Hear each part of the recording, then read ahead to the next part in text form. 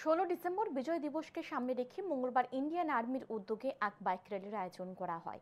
রাজধানী লিচুবাগানস্থিত এলবার্ট এক্কা পার্কের সামনে থেকে এই র্যালি শুরু হয়। এদিন প্রথমে ইন্ডিয়ান আর্মির ব্রিগেডিয়ার ডিকে সিং এলবার্ট এক্কা পার্কের শহীদ বেদিতে পুষ্পার্ঘ্য অর্পণ করেন। তারপর ত্রিপুরা পুলিশের মহানির্দেশক অনুরাগ ধনকর শহীদ বেদিতে পুষ্পার্ঘ্য অর্পণ করেন। পুষ্পার্ঘ্য অর্পণের পর পতাকা নিয়ে বাইক র্যালির সূচনা করেন অতিথিরা। র্যালিটি এলবার্ট এক্কা পার্কের সামনে থেকে শুরু করে তেলিয়ামুড়ায় গিয়ে শেষ হয়। রাজ্য পুলিশের মহানির্দেশক অনুরাগ ধনকর জানান, মঙ্গলবার থেকে বিজয় দিবস উদযাপন শুরু হয়েছে। বিভিন্ন জায়গায় বিজয় দিবসকে সামনে রেখে বাইক র্যালির আয়োজন করা হয়েছে।